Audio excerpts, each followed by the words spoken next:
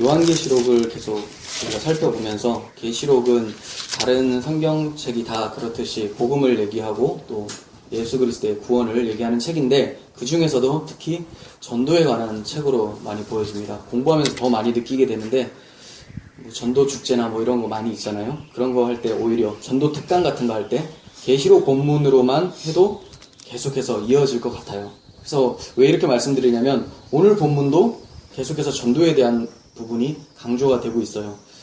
당연하겠죠. 하나님께서 한 영혼을 천하보다 더 귀하게 여긴다고 성경을 통해서 말씀하고 계시는데 우리들이 그리스도의 영을 가지고 있다면 우리 또한 당연히 한 영혼을 천하보다 귀하게 여기면서 우리 입술에서 복음의 선포가 나타나겠죠. 그렇게 요한계시록은 메시지를 전하고 있습니다. 그래서 오늘 말씀을 살펴보기 전에 우리 지난주 걸 다시 한번 정리하면서 이어지는 말씀이니까 또 보도록 하겠습니다. 우리 지난주에는 두 증인의 죽음을 통해서 교회는 세상에서 순교의 삶을 살아가게 되며 주님이 걸어가신 십자가의 길을 걸어가게 된다는 것을 배웠습니다. 그들이 세상에서 이렇게 살 수밖에 없는 이유는 사흘 반 후에 하나님의 생기가 그들 가운데 들어가서 그들이 살아났다는 표현이 나와요. 이와 같이 그리스도의 생명으로 살아난 자들은 세상이 볼 때 자기들이 가지고 있는 생명과는 다르니까 이질감을 느끼고 반대하고 박해하는 거죠. 그러니까 우리가 박해받는 것은 당연한 결과이면서 축복인 거죠. 왜냐하면 새로운 생명으로 거듭났기 때문에 박해받는 거니까 필연적으로 찾아오게 된다는 거예요. 이러한 교회의 삶과 입술을 통해서 복음은 증거되고 그 복음의 능력은 세상이 볼 때는 초라하고 연약하고 볼품없어 보이나 하나님의 능력이 그 복음을 통해서 나타난다는 것을 성 10분의 1만 멸망하고 죽은 자가 7,000명밖에 되지 않는다는 것을 통해서 배웠었어요. 모든 성이 다 무너지고 모든 사람들이 다 죽어야 되는 것이 하나님의 공의입니다. 그게 맞아요. 7,000명이라는 사람이 적은 숫자가 아니지만 모든 사람이 다 죽어야 된다는 입장에서 하나님의 심판을 받아야 된다는 입장에서는 7,000명만 죽임을 당하였다라는 것은 복음을 통해서 많은 영혼들이 회개하고 하나님께 돌아왔다라는 것을 시사하는 바가 있습니다. 자, 이제 이어지는 14절부터 오늘 본문부터 살펴보고자 합니다. 14절에는 둘째 화가 지나갔으나 보라 셋째 화가 속히 이르는도다 이렇게 얘기를 하고 있어요. 둘째 화가 지나갔다고 얘기를 합니다. 그 둘째 화는 뭘까요? 여섯째 나팔이에요. 여섯째 나팔. 그럼 첫째 화는 뭘까요? 다섯째 나팔.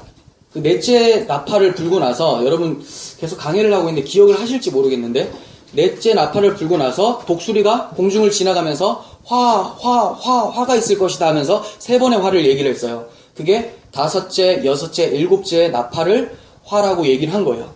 자, 이제 둘째 화가 지나갔어요.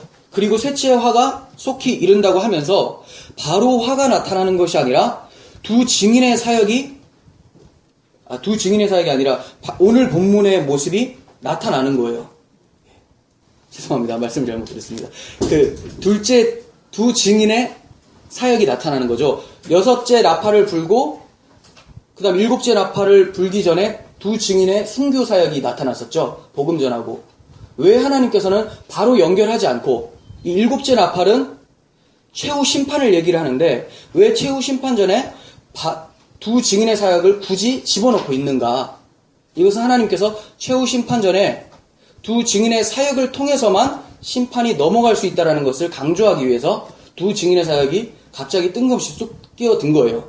그러니까 우리는 재앙에 초점을 두는 것이 아니라 자주 말씀드리지만 마치 삽입되어 있는 본문들이 있습니다. 그 본문들이 계시록의 핵심이라고 보시면 돼요. 뜬금없이 천상의 하나님의 나라가 나타나고 또 막 재앙이 막 떨어지다가 갑자기 예언하여라 이렇게 말씀이 나타나고 예언하여라 여기에 초점을 두고 천상의 하나님의 나라에 초점을 두는 것 이런 것들이 계시록의 중심점이라는 거예요. 그러니까 두 증인이 복음을 증거하지 않는다면 최후 심판은 정말 심판으로 맞이할 수밖에 없다는 것을 보여주고 있는 거죠.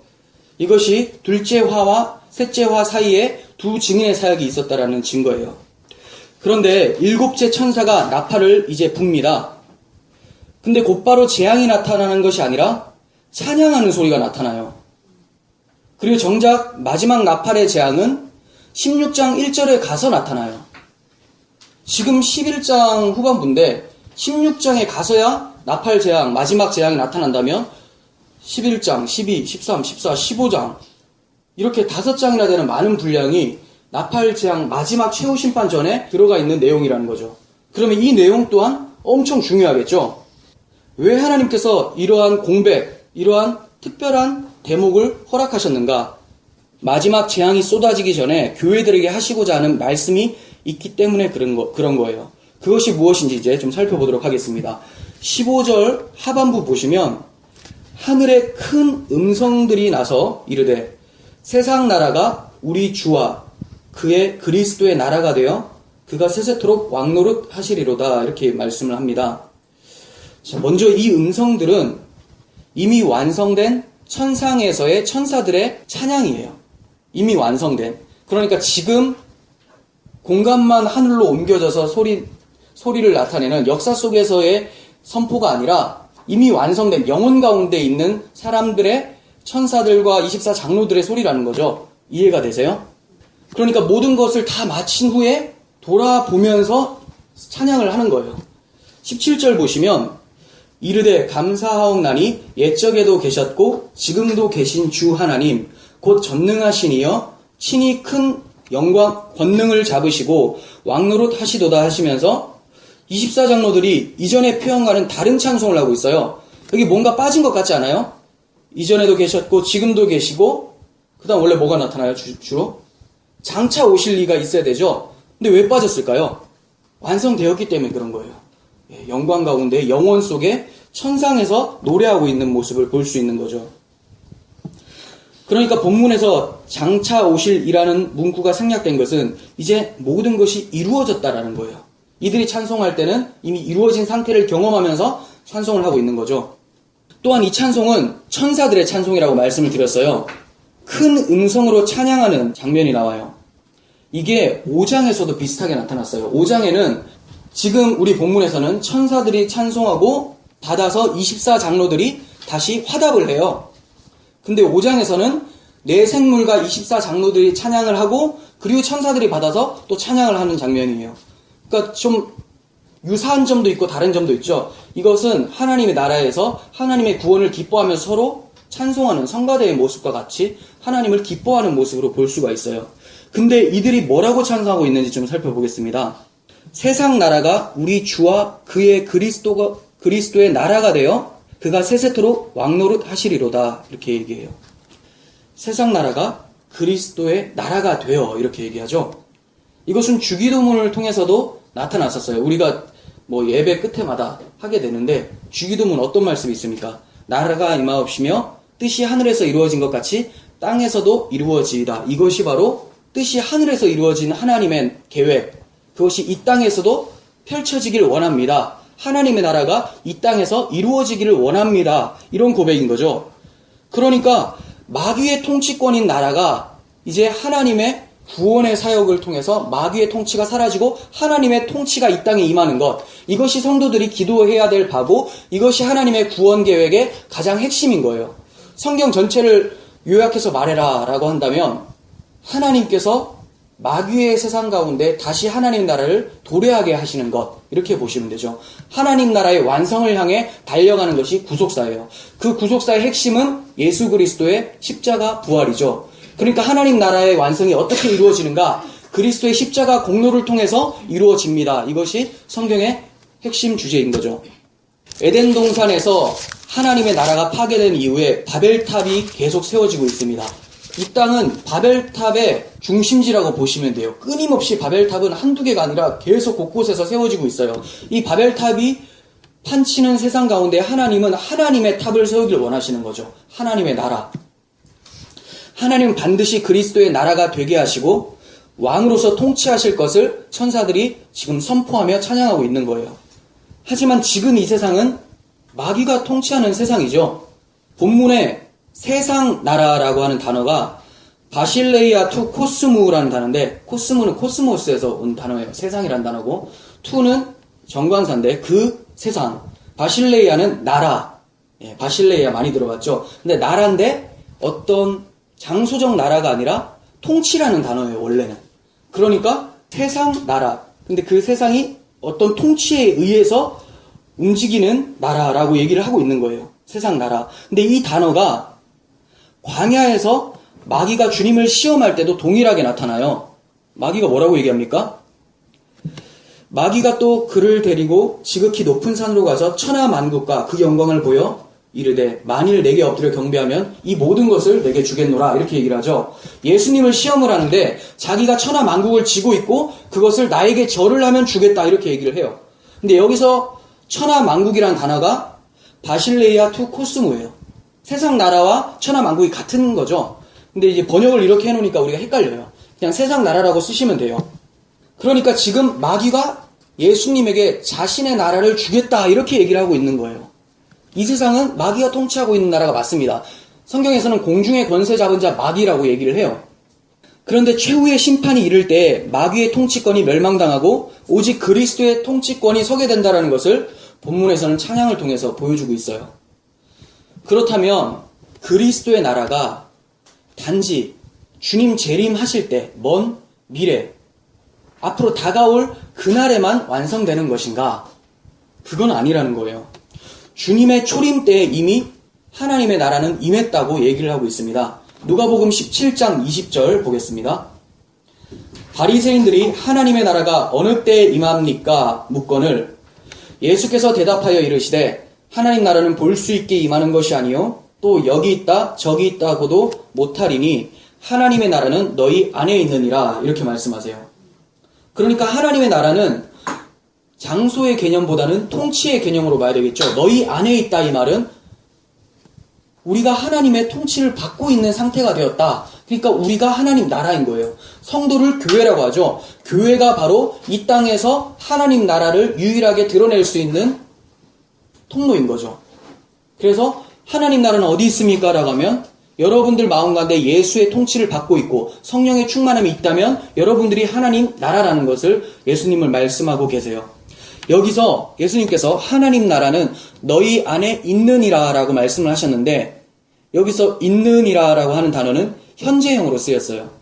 헬라어 현재형은 지금부터 계속해서 있는 상태, ing 상태를 얘기를 해요.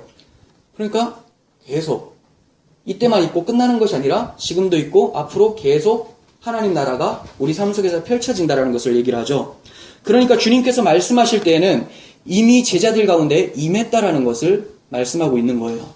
그리고 계속해서 임한 상태로 가다가 마침내 완성된다라는 것을 얘기하죠. 하나님 나라가 이미 임했는데 마침내 임하게 된다. 이게 이제 신학적 용어로 이미와 아직이라고 해요. 이미 임했어요. 하나님 관점에서는 이미 우리 10년 가운데 새 마음을 허락해 주셔서 이미 임했지만 역사 속에서 볼 때, 인간들의 역사 속에서 볼 때는 아직까지 주님이 재림하시지 않았기 때문에 완성되지는 않았다는 것을 볼 수가 있는 거죠. 17절에서도 24장로들이 하나님께서 큰 권능을 잡으시고 왕노릇 하시는도다 이렇게 찬송하고 있어요. 그런데 15절에 왕노릇과 표현이 다른 점이 있는데 15절은 미래형으로 적혀 있고 왕노릇 하실 것이다 이런 거고 17절은 부정과거형이에요. 부정과거라는 말은 과거에 어떤 정해지지 않은 어떤 시점에서 시작이 되었던 일, 그것이 지금까지 과거로부터 지금까지 진행되고 있는 상태를 얘기해요. 이해가 되시죠? 그러니까 15절은 미래형, 앞으로 왕노릇 하실 것이다. 근데 17절은 예전에 왕노릇 하셨고 지금도 계속 왕노릇 해오신다고 얘기를 하고 있어요. 어떻게 이렇게 바로 위아래에서 다르게 표현하고 있을까요? 이게 바로 이미와 아직이에요. 이미 왕노릇 하고 계셨고 지금도 계속해서 왕노릇 하고 계시고 앞으로 왕노릇 하실 것이다 이렇게 말씀하시는 거죠. 그렇다면 마귀의 나라가 없어진 겁니까? 주님이 왕노릇 하신다면? 아니요, 없어지지 않았어요. 여전히 존재하고 있습니다. 하지만 마귀의 통치권이 제한이 되어버린 거예요. 예전에는 마귀가 모든 세상을 다 통치했었죠. 모든 사람이 다 죄 가운데 빠져서 의인은 아무도 없다고 얘기를 했죠. 하나님을 알아볼 수 있는 존재가 아무도 없었어요. 다 마귀의 굴레에 매여서 하나님을 대적하는 자로 섰었죠. 그런데 이제 마귀가 통치할 수 있는 영역이 제한이 되어버린 거죠. 그 제한된 영역이 어딜까요? 교회라는 거예요.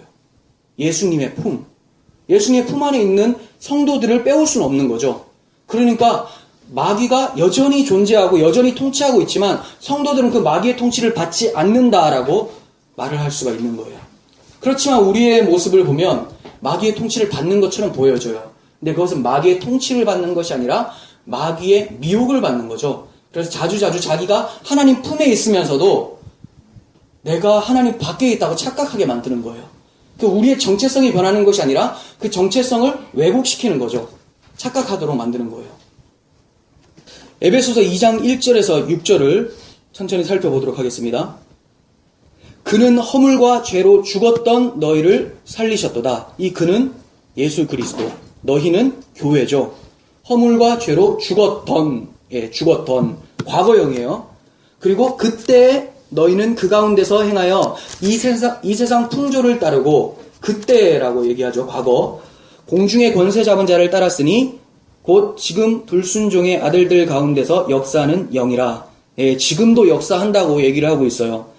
전에는 우리가 다 그 가운데서 우리 육체의 욕심을 따라 지내며 육체와 마음에 원하는 것을 하여 다른 이들과 같이 본질상 진노의 자녀였더니, 그러니까 모든 사람들이 다 본질상 진노의 자녀들이었는데 성도들이 갑자기 쑥 빠져나와서 딴 데로 거하게 된 거예요. 이걸 출애굽이라고 하죠. 엑소더스. 탈출하게 된 거예요. 그래서 성도들을 에클레시아라고 하잖아요. 밖으로 내쫓은 자들, 밖으로부터 불림을 받은 자들, 이게 에코라는 단어와 칼레오라는 단어가 합쳐진 거예요. 에클레시아. 그래서 밖으로 불려진 자들, 원래 다 본질상 진노의 자녀들이었어요. 긍휼이 풍성하신 하나님이 우리를 사랑하신 그 큰 사랑을 인하여 허물로 죽은 우리를 그리스도와 함께 살리셨고, 과거죠. 너희는 은혜로 구원을 받은 것이라. 또 함께 일으키사 그리스도 예수 안에서 함께 하늘에 앉히시니. 자, 여기서 앉히시니는 과거형이에요. 함께 앉아있는 상태가 이전에 되어졌다라는 거예요. 그러니까 이전에 되어졌고 지금도 여러분들은 함께 하나님의 보좌 우편에 앉아 계신 거죠. 그래서 계시록에서는 지상교회 7교회를 막 얘기를 하다가 갑자기 천상의 교회 4장 5장에서 막 보여주잖아요. 그 이유가 뭐냐면 우리가 경험하고 느끼는 것은 지상교회지만, 분투하고 싸우는 전쟁터지만 우리들의 영혼은 하나님의 보좌 우편에서 안식하고 있다는 것을 강조하는 거죠. 그럼 성도는 어디를 인식하고 싸워야지 이깁니까? 이미 이긴 상태, 안식의 상태를 인식하면서 나아갈 때 이 세상에서 전투에서 승리할 수 있다는 것을 얘기를 하고 있는 거예요. 그러니까 본문 16절은 하나님 앞에서 자기 보좌에 앉아있던 24장로가 하고 있는데, 이 완성된 천상의 상태가 이 땅에서도 이미 이루어진 상태라는 것을 말하고 있죠. 16절에서 24장로, 성도들의 대표들이 자기 보좌에 앉아있는데 이것이 이 땅에서도 이미 이루어진 상태, 우리들이 앉아있는 상태라는 것을 알 수가 있어요. 육적으로는 아니지만 영적으로는 왕의 보좌에 앉아서 왕노릇하고 있는 상태라는 거죠. 주님만 왕노릇 하시는 것이 아니라 우리도 그리스도 안에 있기 때문에 왕노릇 같이 하고 있는 거예요. 그 왕노릇은 뭡니까? 아무리 봐도 왕노릇 같지가 않지만 세상의 눈에는 그래요. 근데 주님 보시기에는 그것이 왕노릇이다라고 얘기하고 있는 거죠. 왕노릇은 뭐냐면 내가 왕이면 다른 데 통치를 안 받는 거예요. 그러니까 내가 하나님 나라의 왕으로서 왔어요. 근데 세상과 겹쳐져 있습니다. 그 세상의 법에 통치를 안 받고 세상의 가치관에 움직이지 않는 것, 이게 왕으로서 존재하는 거예요. 근데 이렇게 존재하다 보니까 굉장히 힘들죠. 그래서 두 나라 사이에서 한편으로는 즐거워하고 한편으로는 괴로워하며 신음하는 것이 성도의 모습이라는 거죠. 이 왕노릇이라는 것이 주님 관점에서는 왕노릇, 세상 관점에서는 나그네, 외국인 느낌이에요. 그러니까 이게 기쁘다가도 슬프다가도 교체하게 되는 거죠. 이게 성도의 인생입니다. 하지만 우리 이 인생은 끝이 있어요. 그래서 주님께서 소망 중에 기다린 자에게 반드시 나타나시고 안식을 허락하신다고 계속 말씀을 해주시는 거예요. 언제 우리가 하나님의 보좌에 앉게 된 것입니까? 주님께서 이 세상에 오셨을 때 그 주님을 주와 그리스도로 고백하고 영접한 자, 그 자들, 그 순간에 그들에게는 하나님의 나라가 임한 거죠. 하나님의 보좌의 우편에 앉게 된 거예요.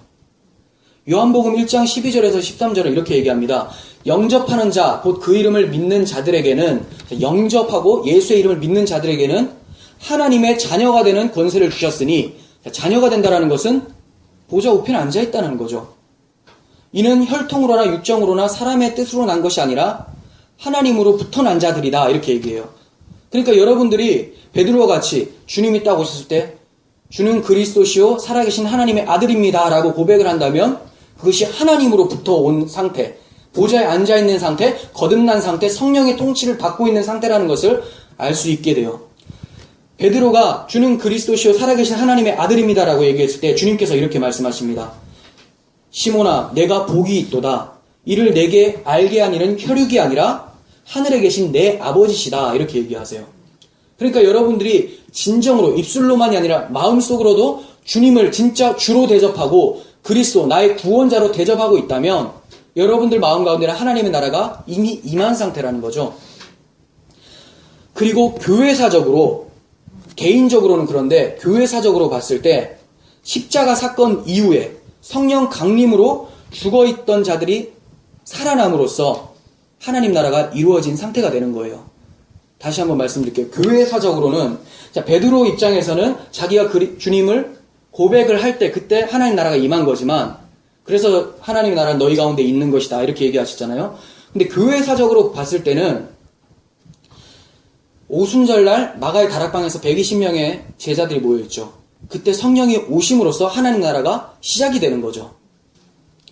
그래서 그들이 이 세상에 속한, 성령이 오시기 전에는 이 세상에 속한 자들이었는데 120명의 제자들이 성령의 충만을 받는 동시에 이 집단은 이제 세상의 공동체가 아니라 하나님의 나라가 되어버린 거예요.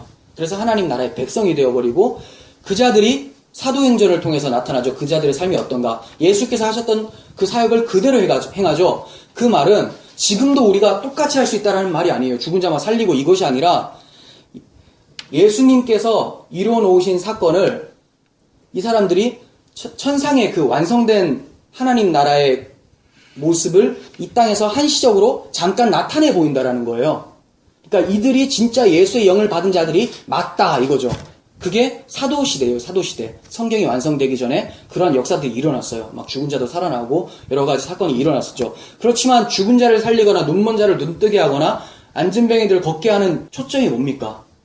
그 병 고치는 것이 초점이 아니라 이렇게 하나님 앞에 스스로 다리가 불구라서 나올 수 없는 자들, 영적이죠. 그리고 영적으로 눈이 멀어서 하나님을 볼 수 없는 자들, 영적으로 죽어 있어서 하나님께 반응하지 못한 자들을 살려내는 것, 즉 예수 그리스도를 통한 구원의 모습을 보여주기 위해서 눈에 보이는 가시적으로 병을 고쳤던 것이지, 이것이 계속해서 지금도 이루어지고 있다라고 보시면 안 돼요. 그럼 지금 고쳐지는 건 뭡니까? 자주 말씀드렸지만 이것은 기도 응답인 거예요. 하나님께서 기도했더니 그것에 대해서 응답으로 들어주셨다는 거지, 이것이 복음의 증거다라고 해서는 안 되는 거예요. 지금도 기적은 일어납니다. 세상 곳곳에서 하나님께서는 성도들의 기도를 들으시고 일으켜 세워주세요. 그렇지만 이것이 복음을 증거할 때 이러한 현상이 있어야지만 믿는다라는 것은 잘못된 신앙이죠. 네, 이렇게 교회사적으로는 성령의 강림을 통해서, 개인적으로는 예수를 고백함으로써 하나님 나라가 이루어졌다고 말씀하고 있는 거예요.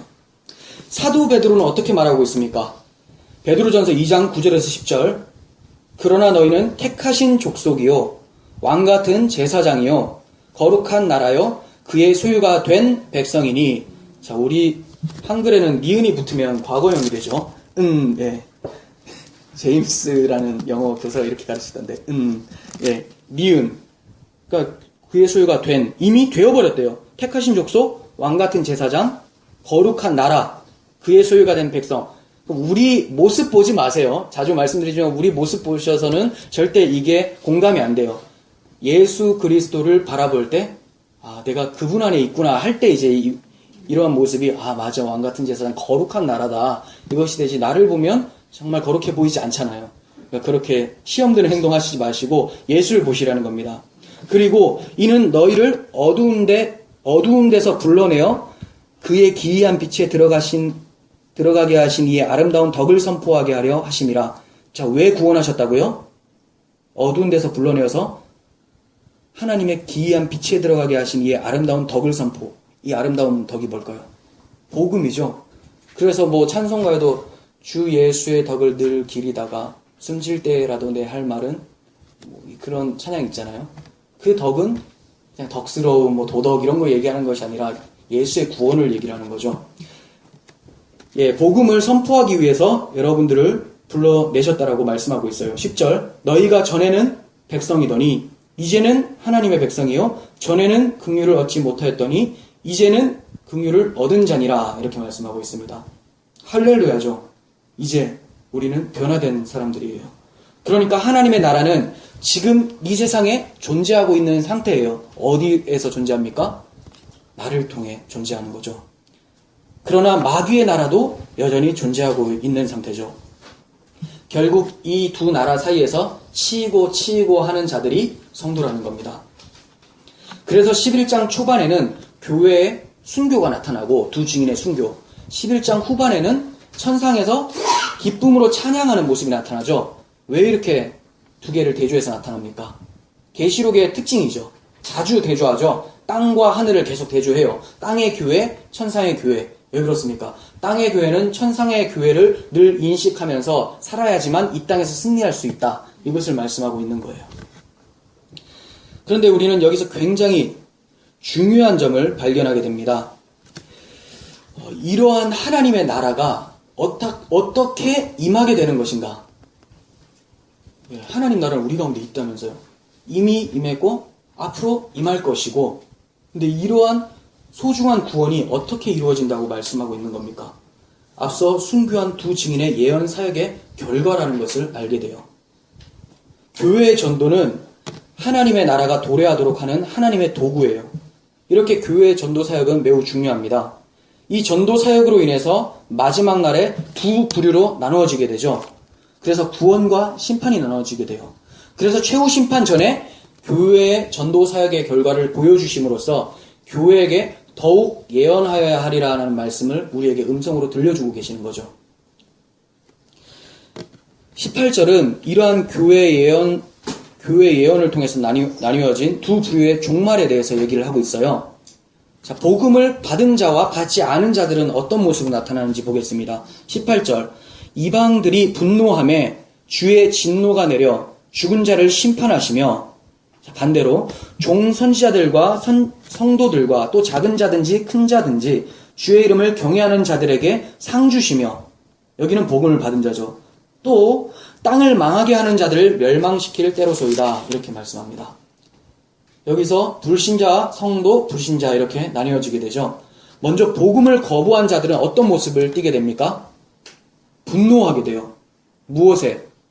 주님이 왕노릇하신다라는 말에 분노하게 되는 거예요. 자기가 왜 왕이냐? 내가 왕인데 그들은 통치를 받기 싫어해요. 왜냐하면 자기들은 이 세상에서 주인이니까. 근데 하나님은 이 세상은 내가 통치해야 될 나라야 라고 하니까 필요 없다고 빨리 가시라고 하면서 안 가니까 죽이는 거죠. 교회도 마찬가지예요. 교회 입술에서 예수가 통치자입니다. 하나님의 나라가 도래할 것입니다. 라는 말은 나를 죽여주세요. 라는 말과 동일한 거예요. 그래서 전도할 때 여러분들이 겁을 먹는 거죠. 왜냐하면 박해가 당연히 따라오니까. 비아냥거리고 넌 바보냐? 세상의 이치를 한번 봐라. 네가 믿는 예수가 통치할 것 같느냐? 이렇게 얘기하죠. 그게 맞아요. 세상의 이치를 봐서는 안 돼요. 세상의 이치는 하나님을 떠난 상태에서 만들어진 이치이기 때문에 당연히 볼 수가 없어요. 우리는 성경을 통해서 하나님 나라를 보게 됩니다. 이렇게 복음을 거부한 자들, 그 거부한 자들의 모습이 18절에서 나타나고 있고, 이 18절의 내용은 이미 구약 성경 시편을 통해서 나타났었어요. 시편 2편을 우리 함께 보도록 하겠습니다. 1절 보세요. 어찌하여 이방 나라들이 분노하며 민족들이 헛된 일을 꾸미는가? 18절에 나왔던 말씀이죠. 이방들이 분노합니다. 2절 세상의 군왕들이 나서며 관원들이 서로 꾀하여 여호와와 그의 기름 부음 받은 자를 대적하며 우리가 그들의 맨 것을 끊고 그의 결박을 벗어버리자 하는도다. 예, 그리스도의 왕노릇을 대적을 하죠. 여러분들이 복음을 전하면 복음을 거부한다고 말을 하고 있어요. 4절 하늘에 계신 이가 웃으시며 주께서 그들을 비웃으시리로다. 그때 분을 바라며 진노하사 그들을 놀라게 하여 이르시기를. 그 자에게 어떻게 얘기합니까? 18절 보시면 이방들이 분노함에 주의 진노가 내려오라고 하죠. 동일하게 나타나요. 주의 진노가 나타나요. 6절 내가 나의 왕을 내 거룩한 산 시온에 세웠다 하시리로다. 내가 여호와의 명령을 전하노라. 여호와께서 내게 이르시되 너는 내 아들이라. 오늘 내가 너를 낳았도다. 내게 구하라. 내가 이방 나라를 내 유업으로 주리니 내 소유가 땅끝까지 이르리로다. 자, 그리스도를 통한 구원을 설명하고 있어요. 이 아들은 1차적으로는 예수 그리스도, 그리고 궁극적으로는 그리스도 안에 있는 우리들까지도 포함이 되는 거죠. 성도들. 그러니까 이런 주의 진노가 무엇을 통해서 나타난다고요? 그 아들을 통해서 구원과 심판이 나누어짐을 얘기를 하고 있어요. 그 아들을 받지 않는 자들 어떻게 됩니까? 9절 내가 철장으로 그들을 깨트리며 질그릇같이 부수리라 하시도다. 땅을 망하게 하는 자들을 멸망시킬 때로소이다 라고 하는 것과 같은 본문이죠. 10절 그런즉 군왕들아 너희는 지혜를 얻으며 세상의 재판관들아 너희는 교훈을 받을지어다. 어떤 교훈일까요? 11절 여호와를 경외함으로 섬기고 떨며 즐거워할지어다. 여호와를 경외함으로 섬기고 주님을 즐거워하는 것이 교훈이래요. 이게 여호와의 교훈이에요. 근데 이 여호와의 교훈을 그 다음 절에서는 다른 말로 바꿔서 얘기를 합니다. 똑같은 내용인데 다르게 표현을 합니다. 12절 그의 아들에게 입맞추라. 그렇지 아니하면 진노하심으로 너희가 길에서 망하리니 그의 진노가 급하심이라. 여호와께 피하는 모든 사람은 다 복이 있도다. 이렇게 얘기하죠. 이게 어디서 나옵니까? 18절에 주의 이름을 경외하는 자들에게 상 주시며. 그러니까 주의 이름을 경외하는 자들은 어떤 자예요? 주님께 입맞추는 자죠. 그 아들에게 입맞추라. 입맞춘다라는 것은 영접한다라는 거예요. 하나님의 교훈은 뭐냐면 그 아들을 보낼 텐데 그 아들에게 입맞추는 자, 그 아들을 주요 그리스도라고 영접하는 자, 이 자들이 하나님을 경외하고 하나님을 즐거워하는 자들이다. 이렇게 얘기하고 있어요. 웨스트민스터 소요리 문답 1문1답에서도 그렇죠. 인간의 제일 된 목적이 무엇입니까? 하나님을 경외하고 그분을 즐거워하는 것입니다. 그게 어떻게 이루어집니까? 하나님께 벌벌 떠는 것, 이게 경외입니까? 하나님 이름만 들으면 미친 듯이 좋아하는 것, 이게 즐거움입니까? 그게 아니라 이 여호와의 교훈은 그 아들에게 입맞추는 것, 그 아들을 영접한 그 상태가 하나님을 경외함으로 살아갈 수 있게 되는 것이고 하나님을 즐거워하며 살아갈 수 있게 된다는 말이에요. 근데 이 아들에게 입맞추지 않는 자, 이 아들을 박해하는 자에게 하나님의 진노가 내린다는 것을 말씀을 하고 있는 겁니다. 하지만 주를 영접한 자들, 곧 주를 경외한 자들은 상으로 갚아주신다고 말씀하고 있죠. 그 상은 우리가 앞서 7교회를 통해서 배운 것처럼 7교회에게 주님께서 말씀하시죠. 이기는 자에게는 이러이러하게 해주리라 이렇게 말씀하시잖아요. 이기는 자는 뭐뭐뭐를 주리라. 이런 것처럼 우리가 살펴봤었죠. 이기는 자에게 흰돌, 만나를 먹게 할 것이다. 여러 가지가 많이 있었어요. 이 모든 것은 예수 그리스도를 통한 구원의 간격이라는 것을 배웠습니다. 다른 것이 아니라 그 나라 가서 만나 먹으면 좋겠어요? 그 만나, 아니 영적 만나 예수 그리스도의 생명을 먹는 것이 가장 기쁜 거죠. 그러니까 주를 영접하는 자들에게는 상이신 예수 그리스도를 통한 구원의 감격을 허락해 주시겠다고 말씀하고 있는 거예요. 교회는 그 상을 이미 경험한 자들로서 아직까지 그 상을 알지도 못하고 그 상을 바라보지도 않고 있는 자들에게 그 상을 소개하는 자들이 교회예요. 그 상이 바로 예수 그리스도죠. 예수 그리스도를 기뻐하지도 않고 즐거워하지도 않고 바라보지도 않는 자들에게 입맞출 수 있도록 도와주는 역할이 바로 교회의 사명이라는 겁니다. 이렇게 마지막 구원과 심판의 때에 이어서 9절의 모습이 펼쳐지게 됩니다. 19절의 모습이 펼쳐지게 됩니다. 이에 하늘에 있는 하나님의 성전이 열리니 성전 안에 하나님의 언약궤가 보이며 또 번개와 음성들과 우레와 지진과 큰 우박이 있더라. 하나님의 언약이 성취되었음을 보여주고 있는 장면이에요. 하늘이 열리고 하나님의 성전이 열리면서 언약궤가 쫙 나타나요. 이제 정말 그 하나님의 상이 나타나고 있는 거죠. 무엇이 보입니까? 성전이 딱 열리니까 언약궤가 보여요. 그 언약궤는 어떤 언약궤입니까? 나의 죄악이 언약궤 안에 담겨져서 뚜껑으로 덮고 그 위에 흠없는 어린 양의 피가 뿌려진 언약궤예요. 즉 나의 죄가 덮이고 어떤 희생을 통해서 덮이고 하나님이 그 위에 뚜껑을 뭐라고 합니까? 시은 좌라고 하죠. 예, 은혜가 베풀어지는 장소, 그리고 하나님의 임재하는 장소, 하나님의 발판이라고 얘기를 해요. 그러니까 우리 죄악된 우리 가운데 그리스도의 보혈로 덮으시고 하나님 그 위에 앉으신다라는 거예요. 이것이 성전이 열리면서 딱 보여집니다. 무엇이 보이는 겁니까? 하나님의 임재, 구원이 나타나는 거죠. 그러니까 이제 주님 오실 때 하늘이 열리면서 보여지는 것은 언약궤가 아닐 거예요. 그 언약궤의 실체이신 예수 그리스도를 통한 구원, 예수님이 두 팔 벌려 우리를 맞이하시는 것이 바로 오늘 19절의 모습이라는 거죠. 이것이 성도들의 상이고 이것이 하나님 나라의 완성인 거예요. 하지만 하나님의 언약궤가 번개와 음성, 지진, 우박을 동반해서 나타나고 있어요. 왜 그럴까요? 이건 하나님의 현현 때에 나타나는 현상이에요. 구약 성경을 보면 하나님께서 시내산에 강림하실 때 이러한 무섭고 떨리는 지진과 같이 우박 이런 것들이 막 나타났었어요. 하나님이 구약 성경에서 나타나실 때는 항상 이러한 현상들, 무서운 현상들이 나타났습니다. 왜 그렇습니까? 구약 성경은 구약 시대는 아직까지 그리스도를 통하여서 휘장이 열려지지 않은 상태이기 때문에 바로 하나님의 현현을 맞이하게 되면 죽는다라는 것을 얘기하고 있죠. 그러니까 언약궤가 나타날 때 기뻐하는 자들이 있고 이렇게 무서워서 벌벌 떨며 심판을 두려워하는 자들이 나타난다는 거예요. 언약궤의 양면성이에요. 이것은 다른 말로 예수 그리스도의 양면성이라고 볼 수가 있죠. 예수께서 오실 때 오 구원의 주여 우리가 주를 배웠고자 하나이다 라고 하는 자들이 있고 우리를 하나님과 그 어린 양의 진노에서 가리워라 라고 하는 자들이 나타난다는 거예요. 여러분 어떻게 이렇게 사람들의 모습이 나뉘어지게 됩니까? 교회 전도를 통해서 우리가 가지고 있는 그 아들의 이름을 통해서 나뉘어지게 된다는 겁니다. 우리는 진정으로 주님의 일하심을 내 삶 속에서 경험하고 사는지 한번 살펴봐야 되겠어요. 그 경험은 두 증인의 삶과 같은 모습으로 나타나는 거예요.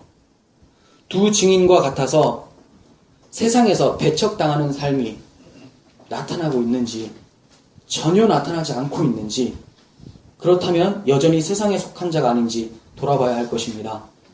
교회 건물 위에 십자가를 세운다라는 말은 세상에 대해서 교회는 죽은 자다라는 말이에요. 외국에 가면 공동묘지에 막 십자가 꽂아놓죠. 무슨 뜻입니까? 이 사람은 세상에 없는 사람입니다. 이 뜻이에요. 교회 위에 십자가 세웠다라는 것은 이 공동체는 세상과 사별한 공동체입니다. 이렇게 얘기하는 거죠. 근데 사람들은 그걸 교회 건물에만 꽂아놓고 있으니까 자기 가슴에는 십자가가 박혀있지 않으니까 계속해서 자기가 이 세상에서 상자로 생각하면서 살아가죠. 그러면서 교회라고 이름 불리기를 좋아해요. 아닙니다. 교회 건물에 십자가가 꽂혔다면 우리 마음에도 꽂혀야 되고 그 말은 세상에 대해서 죽은 자라는 것이고 세상에서 죽은 자라는 말은 이제 하나님의 통치로만 살아간다는 자들이에요. 그러면 그들의 입술에서는 무엇이 나타납니까? 자기 마음에 꽂혀있는 그 십자가를 뽑아서 사람들에게 전해주면서 십자가를 증거하는 삶을 살아가게 되겠죠. 그런데 이런 모습 전혀 나타나지가 않아요. 그렇다면 내가 한 번도 그리스도의 십자가에 달려본 적이 없을 수도 있다는 겁니다. 무서운 말이에요. 달렸다 하더라도 마귀는 끊임없이 이 세상에서 역사하는 영이라고 얘기를 하고 있어요. 우리를 미혹합니다. 그래서 여러분들 입술 가운데 친구들에게 부모님들에게 그리스도를 전하는 데 있어서 이게 굉장히 창피하게 느끼게끔 하는 거죠. 사도 바울은 내가 복음을 부끄러워하지 않는다라고 얘기해요. 왜냐하면 복음은 구원을 주시는 하나님의 능력이기 때문에 그렇다고 합니다. 근데 복음을 부끄러워하고 미련하고 천하게 여기는 자들은 어떤 자들입니까? 유대인들이나 헬라인들, 이방 사람들, 세상 사람들이 그렇게 여긴다는 거예요. 사도 바울에게는 자랑스러웠던 이 복음이 왜 우리 교회에게는 부끄러움처럼 다가올까요? 이것이 바로 복음이 지식적으로만 쌓여있기 때문에 그래요. 왜 지식적으로만 쌓일까요? 마음이 무뎌져 있기 때문에 그래요. 왜 마음이 무뎌져 있을까요? 회개치 않으니까. 우리가 날마다 하나님 앞에서 범죄하는 것들이 있는데 그것들은 계속해서 넘겨가면서 하나님 은혜를 베풀어 주시옵소서 이렇게 얘기를 하니까 그 굳어있는 마음 가운데서는 하나님의 말씀이 들어가지 않는 거죠. 먼저 철저하게 깨어지고 우리의 굳어있던 마음들이 풀려질 때 그리스도의 심장으로 다시 뛸 줄을 믿습니다. 성도는 이 세상에 없는 자예요. 반대로 하나님의 세상에 있는 자예요. 그렇다면 우리가 있는 세상의 통치를 따르고 우리가 있는 세상의 가치관을 전하는 자여야 되겠죠. 정리하겠습니다. 본문을 통해서 하나님은 최종 심판 전에 교회의 복음 전도의 중요성과 능력에 대해서 말씀하고 계세요. 하나님의 나라가 이미 임한 것도, 앞으로 임할 것도, 하나님의 최후 심판이 임할 것도, 하나님의 최후 구원이 임할 것도 모두가 다 성도들의 입술을 통해서 나뉘어지게 된다라고 말씀하고 있습니다. 이 복음 전도를 교회가 감당해야 할 것이지만 우리는 먼저 기억해야 될 것은 성령께서 교회를 통해서 일하신다는 것을 알아야 돼요. 겸손함으로 성령의 충만함을 구하면서 우리 입술 가운데 복음을 전해야 되는 겁니다. 하나님께서는 반드시 우리의 심장과 영혼에 그리스도의 십자가를 꽂으셔서 세상에 대해서는 죽고 하나님 나라에 대해서는 산자로 만들어서 우리 입술을 통하여서 영혼을 구원하는 하나님의 열심을 나타내 보이실 것입니다. 이러한 하나님의 열심을 찬양합시다. 기도하겠습니다. 하나님 아버지 감사합니다. 우리가 끊임없이 하나님을 대적하며 하나님을 모르고 살았던 자들인데 그리스도의 십자가 공로로 어떤 누군가의 복음 전도로 인하여서 이제 하나님을 아버지라고 부르며 이 세상이 아니라 하나님 나라가 나의 세상이라고 고백할 수 있게 해주신 것 감사드립니다. 하지만 하나님, 우리가 너무나 미혹되어지고 연역되어져서 끊임없이 하나님 복음을 전하지 않고 두 증인의 삶을 살아가지 못하는 것들을 발견하게 됩니다. 하나님, 우리를 불쌍히 여겨주시고 두 증인의 순교의 모습이 우리 삶 속에서 펼쳐지게 하시며 우리의 결국이 천상에서 하나님의 구원을 찬송하는 24장로와 천사들의 모습이라는 것을 기억하고 이 세상에서 담대하게 살아갈 수 있도록 도와주옵소서. 우리 삶 속에서 하나님의 구원을 펼쳐 보이실 하나님의 열심을 찬양합니다. 예수님의 이름으로 기도합니다. 아멘.